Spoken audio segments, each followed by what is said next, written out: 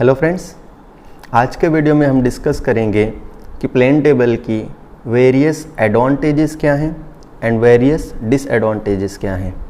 इसके पहले हमने प्लेन टेबल के बारे में बहुत डिटेल में सारी चीज़ें डिस्कस कर रखी हैं।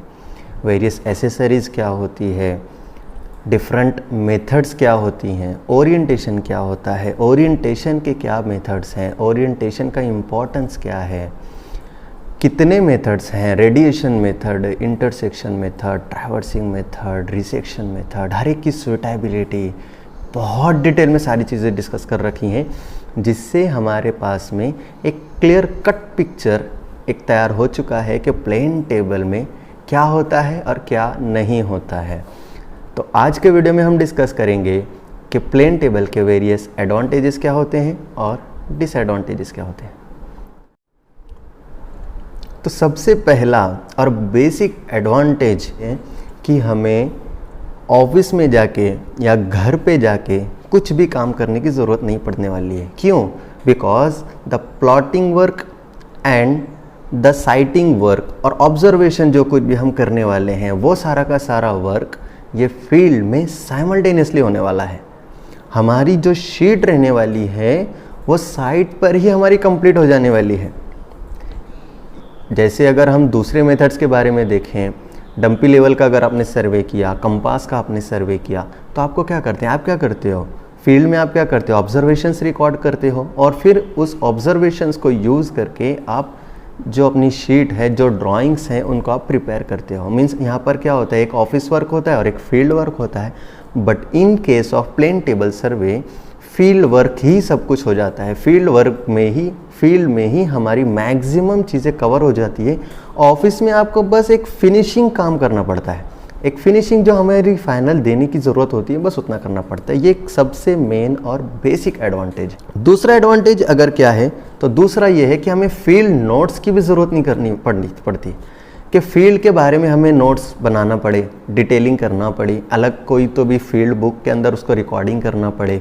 दूसरे मेथड ऑफ सर्वेइंग के अंदर हमें क्या करना पड़ता है कि हम फील्ड बुक में डिटेल्स को रिकॉर्ड करते हैं, लेकिन हमें प्लेन टेबल में वैसा कुछ करने की ज़रूरत नहीं पड़ने वाली है। और एक बात, अगर मान लीजिए कोई एरिया आपको सर्वे करना है और अगर आप वहाँ पर कंपास सर्वे यूज़ कर रहे हो और आपको पता है कि कंपास सर्वे के अंदर मैग्नेटिक निडल होती है और उस निडल के बेस पर ही हमारा पूरा का पूरा ऑब्जर्वेशन होता है, आप वही सेम सर्वे प्लेन टेबल यूज़ करके भी कर सकते हो। तो ज़्यादा एक्यूरेट कौन सा रहेगा? हम जानते हैं कि मैग्नेट में हमेशा लोकल अट्रैक्शन का फैक्टर होता है। प्लेन टेबल में लोकल अट्रैक्शन रिलेटेड कोई चीज़ नहीं होती। टेबल होता है, हमें जस्ट क्या करना होता है, ऑब्जेक्ट को साइट करना होता है और एक रे ड्रॉ करनी होती है। तो जो लोकल अट्रैक्शन का फैक्टर है कंपास के साथ में कंट्रीब्यूट करता है, बट प्लेन टेबल में नहीं होता। तो अगर ऐसा हमारा कोई एरिया है जहाँ पर हमें सर्वे करना है और वहाँ पर हमें ऐसा लगता है कि वो एरिया मैग्नेट से अफेक्ट करेगा, मैग्नेट को अट्रैक्ट कर सकता है, डिस्ट्रैक्ट कर सकता है, तो ऐसे सिचुएशन में हमें क्या करना चाहिए, प्लेन टेबल को यूज़ करना चाहिए। इसके बाद का जो नेक्स्ट एडवांटेज है प्लेन टेबल सर्वे का, वो ये है कि हम plane table survey small scale map का अगर हमें सर्वे करना है तो उसके लिए मोस्ट सुटेबल होता है।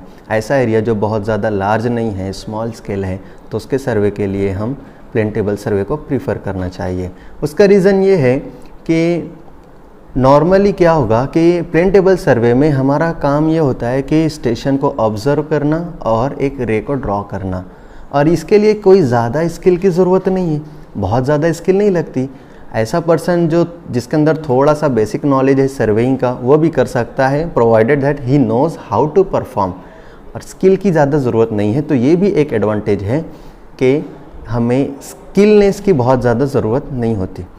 डिसएडवांटेजेस की अगर हम बात करें, disadvantages of the plane table survey, तो सबसे पहला डिसएडवांटेज तो ये होना चाहिए कि हम इसे ऐसे एरिया में नहीं यूज़ कर पाएंगे जहाँ पर वेट क्लाइमेट हो, बारिश हो रही हो, बहुत ज़्यादा विंड आ रही हो, तो ऐसे सिचुएशन में हम प्लेन टेबल को परफॉर्म नहीं कर सकते। ये सबसे बेसिक डिसएडवांटेज है प्लेन टेबल का।